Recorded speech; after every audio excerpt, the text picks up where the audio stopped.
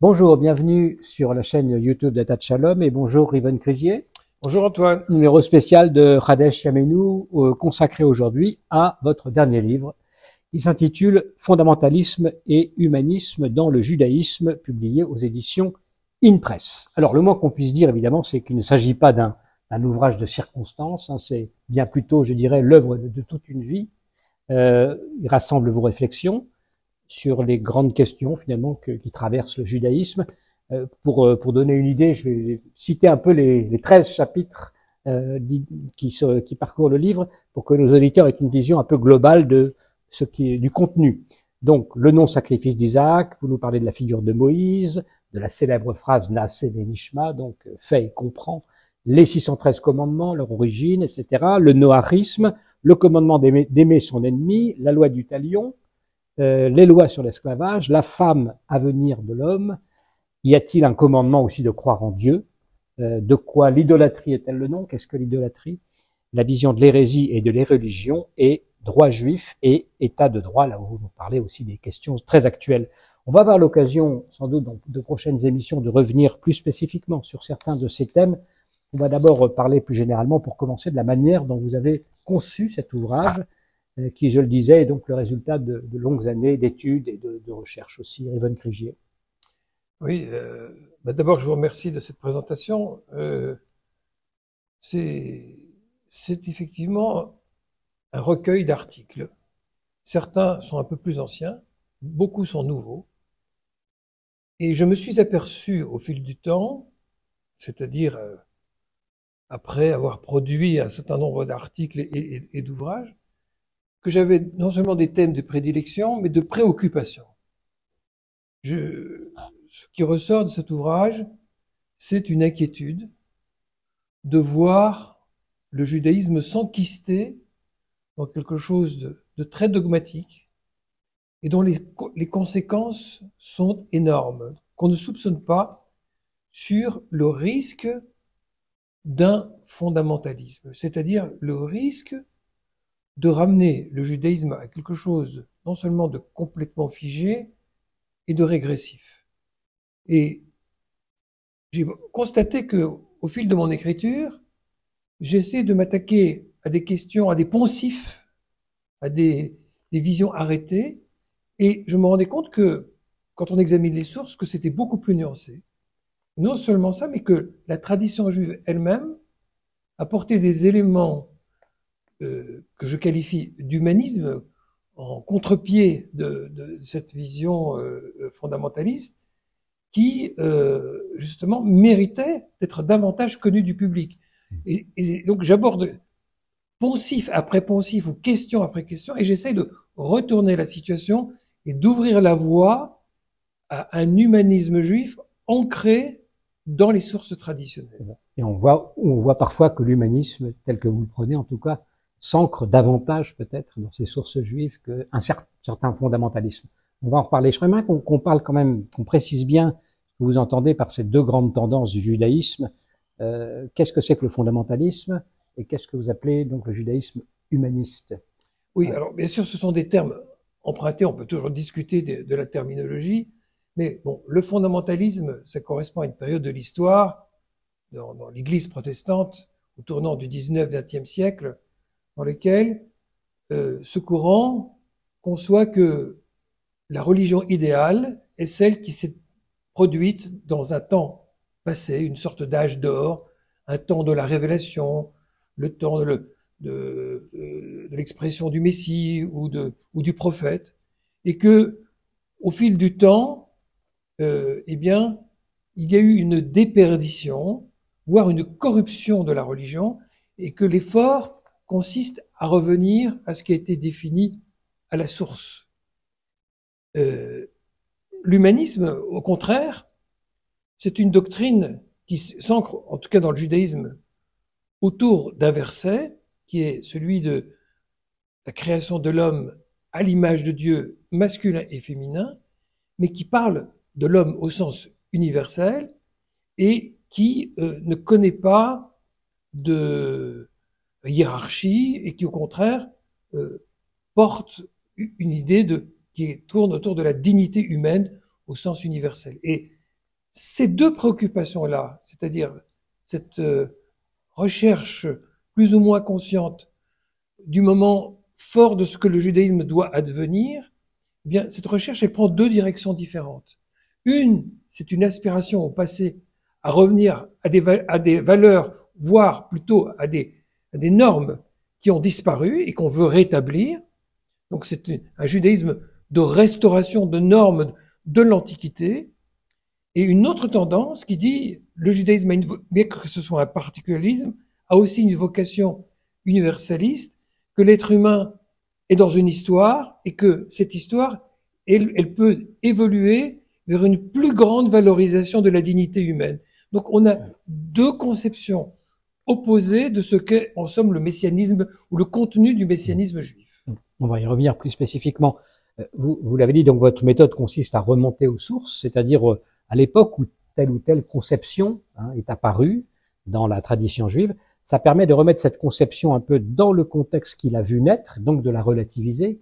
La question se pose quand même de savoir, est-ce qu'on ne va pas vers un relativisme en faisant cela, Ribbon-Crugier? Alors ma réponse est très claire. Bien sûr qu'on va vers un relativisme et que c'est exactement le médicament dont le judaïsme a besoin. Il n'y a rien de pire que justement d'effacer l'histoire, de ne plus insérer les propos dans un contexte et de tout absolutiser, de tout mettre au même plan. C'est la définition même du dogmatisme. Aujourd'hui, dans l'étude du judaïsme, je parle maintenant à l'échelle mondiale, on a grosso modo deux écoles, comme on a vu ici, on a deux tendances, bien que il faut pas être binaire, les choses parfois se mélangent, mais de même qu'il y a un fondamentalisme et un humanisme dans la relation au judaïsme, et on le voit dans les sources, de même, dans l'étude, il y a une approche qu'on peut qualifier de scolastique, c'est-à-dire que on apprend des livres à partir des livres. Tout est déjà dans la tradition et que dans la tradition. Ce qui est extérieur risque de contaminer. La révélation est descendue d'un seul tenant du Sinaï comme météorite qu'il faut conserver le mieux possible de la dégradation. Mais tout était là dès le départ. Et puis on a une autre évolution qui est non pas scolastique mais académique et qui adopte une méthode qu'on qualifierait aujourd'hui d'universitaire, c'est-à-dire qui prend en compte des contextes anthropologiques, historiques et qui analyse l'histoire de la pensée, l'histoire des idées, c'est-à-dire l'histoire du judaïsme en relation avec les civilisations qu'il a traversées et dans ses courants et ses tensions intérieures. Donc on voit bien qu'on a deux visions diamétralement opposées. Alors est-ce que ça veut dire que le religieux est que du côté de l'absolutisme?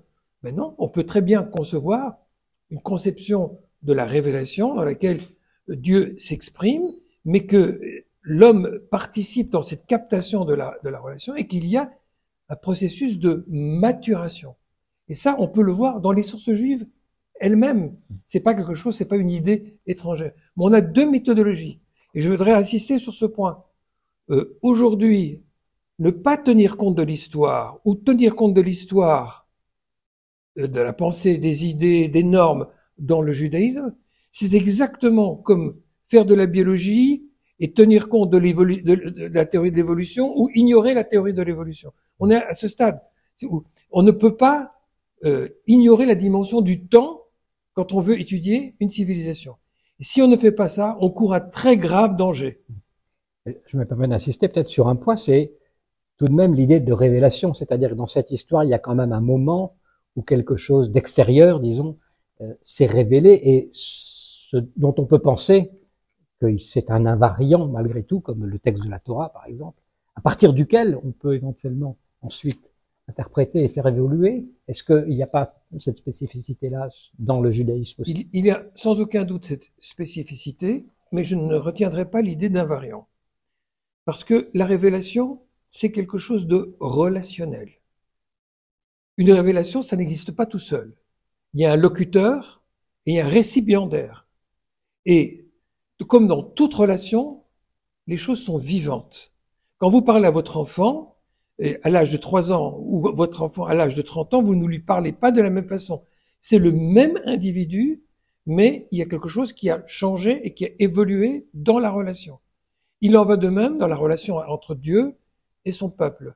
Et bien sûr, la tradition juive n'est pas une philosophie ou une réflexion purement rationnelle. On est dans quelque chose d'un peu mystérieux, un peu mystique. On capte quelque chose, la prophétie est un phénomène de captation où il y a ce qu'on appelle une inspiration. Quelque chose est reçu. Comme d'ailleurs, souvent, des poètes ou des musiciens, quand ils témoignent de leur œuvre, disent parfois « j'ai écrit sous la dictée » ou « j'ai entendu dans ma tête les choses ».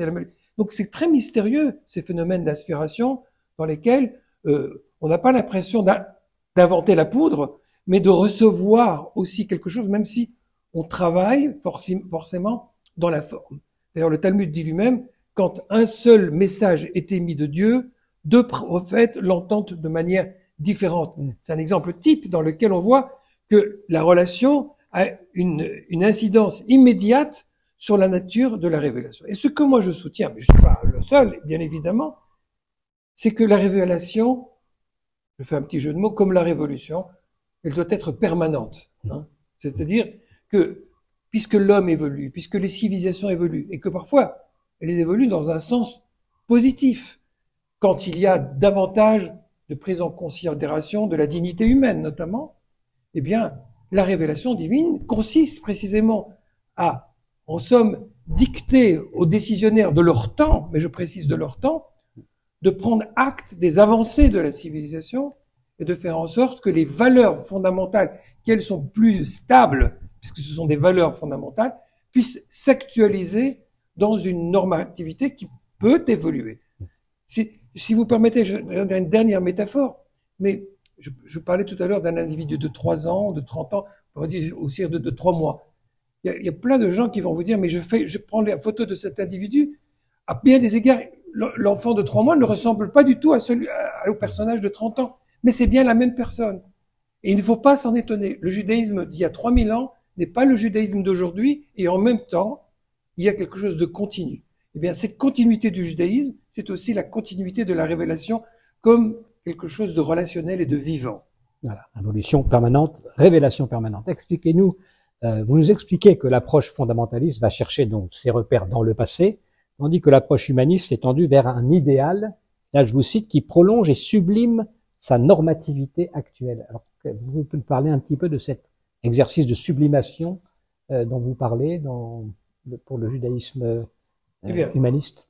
Je vais vous parler d'une grande figure du XXe siècle, d'un rabbin d'origine américaine qui a fait son aliyah en Israël, qui s'appelle Nahum Rabinovitz, orthodoxe, qui est décédé il y a quelques années, du mouvement sioniste orthodoxe, qui a notamment, parmi diverses questions, traité de l'esclavage. Et il prend acte que dans la Torah, il y a de nombreuses lois qui concernent l'esclavage, et même, contrairement à ce que beaucoup de gens imaginent, des lois qui considèrent que certains types d'esclaves doivent le rester à perpétuité et qu'ils sont même livrés en héritage aux générations suivantes et doivent rester dans la sujétion. Bien, ce même rabbin-là, lorsqu'il s'est confronté à la question de l'abolition, il a dit l'abolition n'a pas été une trahison de la normativité juive. C'est vrai que dans le Shulchan Aruch, qu'on prend toujours en référence, le livre de codification du XVIe siècle, l'esclavage est parfaitement admis, mais il y avait très tôt l'idée de l'émancipation de l'homme que l'on trouve porté par le récit de la sortie d'Égypte. L'homme, au départ, Adam et Ève, ne sont pas, et les premiers humains ne sont pas créés dans des rapports de sujétion. Et il dit que cette idée de la dignité humaine n'a pas pu s'actualiser dans une société où le temps libre n'existait pas, où les machines n'existaient pas, et le système social était tel qu'on possédait des individus. Mais quand les conditions sociales l'ont permise, l'idée beaucoup plus fondamentale de la dignité humaine, qu'un homme ne saurait être acheté et assujetti à un autre, cette idée-là a pu reprendre le dessus.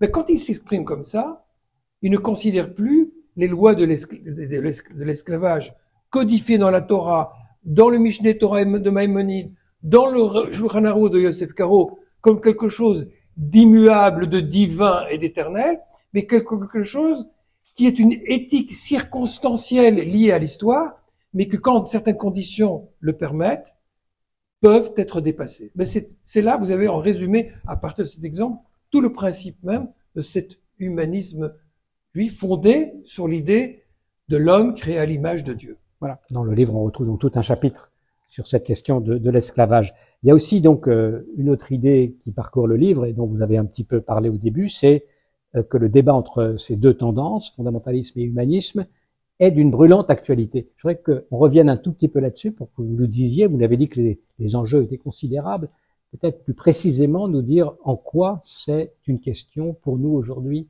grave et d'actualité. Alors, pour faire simple, je dirais il y a deux aspects. D'abord, un aspect global, un aspect universel. Nous sommes dans un temps de l'histoire d'essoufflement des idéologies qui ont prévalu au XIXe siècle et au XXe siècle. Les idéologies rationalistes ou qui prétendaient que tout dépendait de l'homme, que l'homme s'était émancipé du carcan des traditions. Elles s'essoufflent. Et on voit dans cette société de consommation beaucoup de personnes qui maintenant recherchent de nouveau un ancrage identitaire d'une part, parfois de manière nationale, ou religieux. Et ça, c'est un phénomène universel qu'on observe notamment au sein des démocraties occidentales et pas simplement dans les autres pays. Donc, ce phénomène de retour à l'identitaire ou religieux s'accompagne souvent d'un mouvement qui ne fait pas qui n'est pas animé par le discernement et qui adopte des valeurs considérées comme les valeurs sûres et pures les plus anciennes et implique des lois régressives par rapport aux avancées sociales des États de droit. Donc ça, c'est une vraie préoccupation générale d'actualité brûlante. Le deuxième aspect, qui part de quelque chose de très positif, c'est la création de l'État d'Israël, qui a bouleversé les conditions du judaïsme, parce que le programme du judaïsme tel que nous le connaissons, tel que nous le pratiquons aujourd'hui, n'est pas l'agenda définitif du judaïsme. Le judaïsme a une vision d'avenir qui est étroitement liée au temps où le peuple se réunit à nouveau sur sa terre et où il a enfin les conditions pour créer une société juive. D'où se pose la question du statut de tous ces commandements liés à l'expérience nationale. Est-ce qu'il faut reprendre, calquer la société d'il y a 3000 ans qui a été définie par un certain nombre de commandements et aspirer à ce qu'on les applique comme tels dans la société qui est en train de s'élaborer, ou au contraire on dit ça c'est le socle duquel on est parti comme un arbre qui pousse, on s'y réfère, mais on ne régresse pas au temps de l'Antiquité. Or cette question se pose aujourd'hui très concrètement dans les milieux religieux et je vais en donner un exemple. On voit depuis quelques années des tentatives d'individus de plus en plus nombreux à la veille de Pessah, d'essayer d'amener un petit agneau sur le mont du Temple pour aller le sacrifier, pour faire l'agneau pascal tel qu'il était prescrit il y a 2000 et plus années. Qu'est-ce qu'il y a derrière ça? Est-ce que c'est juste un petit rituel de plus de Pâques? Est-ce que c'est l'équivalent de la fête du mouton? Non, c'est un enjeu beaucoup plus sérieux. C'est une tentative de réamorcer le culte des sacrifices qui devrait se tenir dans le futur temple. Ça veut dire la restauration du culte des sacrifices. Une fois que ce culte est restauré, nous dit la tradition, cela permet d'ouvrir une cour suprême, religieuse, le Sanhédrin, qui peut enfin prendre des tas de décisions, dont les punitions corporelles, publiques, les exécutions publiques telles qu'elles étaient définies dans les codes de la tradition. Donc vous voyez, on est dans une boîte de Pandore. Alors on le sent pas. Je suis pas en train de dire que actuellement, quand on dit actualité brûlante, qu'il est question demain de rétablir la lapidation. Je dis simplement que il y a un programme, il y a des personnes qui ont une visée à moyen et long terme, qu'il y a une poussée démographique et un retour du religieux en Israël, et qu'on voit très très bien qu'il y a un enjeu très significatif sur la société de l'avenir. Pas seulement une société juive, mais une société qui pourrait revenir à un type de normativité qui est discutable. Alors, comment sublimer tout ça? Finalement, j'allais vous demander, Révon Crégier, parce que, après tout, pourquoi pas, sans parler de sacrifice, pourquoi pas un temple, un lieu qui permettrait de retrouver ce rapport entre l'homme et Dieu, le collectif d'Israël et le Dieu d'Israël? Est-ce que c'est totalement inenvisageable ou c'est une perspective qui est forcément dangereuse? Alors, clairement, la réponse est non, c'est pas forcément dangereux. Et je pense que dans la façon dont vous présentez la question, on peut comprendre que c'est exactement le type de travail que le judaïsme doit mener. L'idée de temple, d'un lieu, d'un point d'ancrage, de ralliement de l'ensemble du peuple juif, est une idée force du judaïsme. Jusqu'à aujourd'hui, toutes les synagogues sont orientées vers Jérusalem. On se retrouve au Kotel, au mur.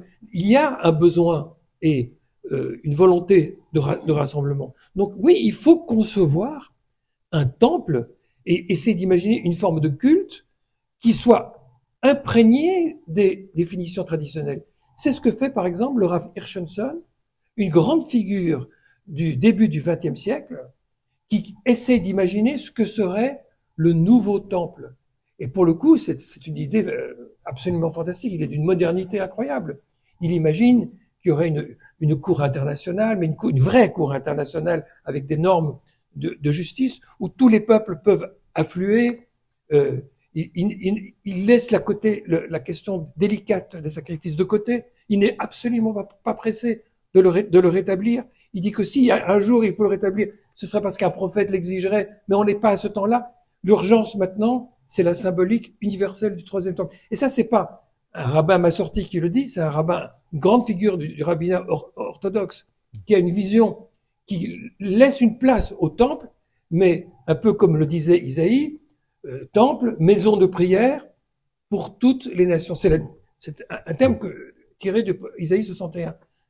Donc, il y a à l'intérieur du judaïsme place pour des visions qui ne sont pas purement restauratrices de la normativité archaïque. C'est ça. Donc, c'est précisément cette tension vers l'universel qui en ferait précisément un humanisme, puisque... Tension vers l'universel, mais qui n'écrase pas les singularités. C'est un universel qui fait place à toutes les singularités et qui donne à Israël qui lui permet de déployer sa vocation de peuple-monde, toujours selon l'expression d'Isaïe, Am Olam, qui est de faire la jonction, d'être le trait d'union avec l'universel. Donc ce n'est pas une universalité qui efface les identités ou qui efface le passé. Quand je critique le passéisme, ce n'est pas pour critiquer le passé a toute sa valeur et doit nous inspirer, c'est une sagesse dont nous sommes dépositaires. Mais l'orientation doit être vers l'avenir et non pas vers le passé. Alors on va rentrer un peu plus peut-être dans le détail technique. L'une de vos cibles principales, c'est la vision, on va dire, maïmonidienne du judaïsme. Vous dites en introduction que votre propos est finalement contraire à celui de Maïmonide, qui, je vous cite, érige des dogmes, tandis que vous cherchez à réviser un bon nombre d'idées arrêtées. Critique de Maïmonide, alors moi ça me fait penser à la phrase de Lévinas, on ne critique pas le Mont Blanc en parlant de Maïmonide. Alors vous dites si quand même on doit critiquer le Mont Blanc. Alors, c'est une mitzvah de critiquer le Mont Blanc. S'il y a bien un rabbin qui a été extrêmement critiqué à travers toute l'histoire, c'est Maïmonide. Et déjà de son temps, il y avait des critiques, mais très vite, on pense à Nachmanide, Rabbi Abraham ben David de Posquière, qui ont écrit des textes pour s'opposer à toutes sortes de choses de Maïmonide. Les fameuses 13 articles de foi de Maïmonide et mes 13 articles dans mon livre sont un peu un clin d'œil à cela, ont été discutés, contestés. Donc Maïmonide, le judaïsme, c'est une grande discussion familiale qui dure depuis 2000 ans. Donc c'est une mitzvah de critiquer Maïmonide. Maintenant, vous allez me dire, mais qui je suis moi? Quelle est ma hauteur par rapport au Mont Blanc? Eh bien, exactement ma hauteur par rapport à Maïmonide. Maïmonide, il est aussi grand que le Mont Blanc. Et moi, je suis aussi petit qu'un être humain. Et je dis que Maïmonide était un géant, et je l'écris dans le livre aussi. Alors, qu'est-ce que vous lui reprochez? En fait, je n'ai pas grand-chose à reprocher à Maïmonide, parce que lui est un homme de son temps. Il est en plein Moyen-Âge, dans un environnement musulman, et il développe une dogmatique juive et une normativité extrêmement autoritaire, comme on le faisait à son époque. Et c'était nécessaire à ce moment-là? Alors, j'explique dans le livre pourquoi il l'a fait et qu'il pensait quelles étaient les bonnes raisons pour lesquelles il a produit l'œuvre qu'il a produite et la façon dont il l'a produite. Quand je dis que c'est un géant, c'est parce que on n'a pas eu une personnalité avec une telle érudition, une telle profondeur d'intelligence, je crois, dans toute l'histoire du judaïsme. On dit il n'y a pas eu depuis Moïse un autre comme ce Moïse-là, comme Moïse ben Maïmon. Donc, c'est un géant. Il est incontournable. Mais c'est un peu comme Freud est incontournable. Une fois qu'on a lu Freud, il faut passer à la critique de Freud et voir ce qui doit être adapté dans les temps ultimes. Alors, Maïmonide, pour le faire court, mais on pourra peut-être y consacrer plus de temps, c'est un petit peu le père du fondamentalisme juif. Pourquoi ? Parce qu'il a boulonné les choses, il a verrouillé le système, il a établi des normes définitives. Et si on l'écoute, on doit revenir, lorsqu'on en a l'occasion, à la société archaïque. Mais d'un autre côté, quand on lit bien Maïmonide, c'est lui aussi qui a dit que derrière tous les commandements, il y a des valeurs fondamentales. Et en cela, il est aussi le père de l'humanisme juif, parce qu'il a défini une sorte de méta-halakha, c'est-à-dire une normativité qui est en amont des normes, qui est faite de principes majeurs. Les modernes, les plus modernes et les plus humanistes juifs parmi les rabbins se réfèrent de Maïmonide aussi, justement parce qu'il a aussi cette démarche. Donc, il y a plusieurs facettes. J'avais toujours frappé, moi, dans le Guide des Égarés, par exemple, de voir qu'il nous explique que Shabbat, ça sert à se rappeler l'idée de la création. C'est-à-dire que la loi devient finalement un principe qui doit ramener une idée plutôt que... Voilà, c'est un moyen. Il refuse de rester uniquement au comportementalisme pour revenir à ce qui est la vocation et la signification. Pour lui, le sens des mitzvot, des commandements, est au cœur de son interrogation. Ça aussi, ça fait sa modernité. Il a d'ailleurs été très contesté par les légistes, et non des moindres. D'ailleurs, le Guide des Égarés, d'ailleurs, n'est pas un livre que l'on étudie en yeshiva. On étudie son Mishneh Torah et le Guide des Égarés, on le garde sur le côté, sous le coude. Yvonne Crégier, on réalise cet entretien un peu avant les fêtes de Sukkot 2024, donc 5785. Alors, ce livre, tout à fait essentiel, comme on l'a compris, paraît au moment où vous passez le relais au rabbin Josh Wiener, ici à Adat Shalom. Est-ce que, je voudrais vous demander, sur votre travail de rabbin ici, comment vous avez pu aussi affiner, réfléchir à cette réflexion de fond dans le contact même avec les situations concrètes des personnes qui viennent dans cette communauté depuis maintenant 33 ans qu'elle est créée, que vous la dirigez? S'il y a une chose que j'ai apprise tout au long de ces années, c'est que quand on est rabbin de communauté, on commence à devenir rabbin. Je veux dire que quand on est rabbin uniquement ou trop à l'intérieur des murs de yeshiva, on est coupé de la réalité. Quand on est avec une communauté vivante, on connaît les problèmes des hommes, on voit les problèmes des hommes, on voit les problèmes communautaires et on a une compréhension beaucoup plus réaliste de la manière dont il faut essayer de vivre la normativité juive. Donc oui, ce livre, c'est aussi le produit d'une expérience et de la nécessité aussi de mobiliser les personnes. Si vous parlez de passation, si Dieu me prête vie, je continuerai encore à faire d'autres choses. Mais ce que je veux dire, c'est que si j'ai un message à faire passer, c'est qu'il ne faut pas laisser le judaïsme aux mains ni des intégristes, ni des fondamentalistes, qui risquent de nous ramener à des systèmes autoritaires pour lesquels les êtres humains et les civilisations modernes se sont battus pour que des droits fondamentaux puissent exister. Alors oui, je pense que ce livre est un manifeste. C'est pas seulement un livre d'études, c'est une prière pour que un judaïsme moderne puisse s'épanouir et continuer. Merci infiniment, Rivan Krigier. Et donc, je rappelle le titre de ce livre, Fondamentalisme et humanisme dans le judaïsme, aux éditions InPress. Merci à toutes et à tous pour votre attention.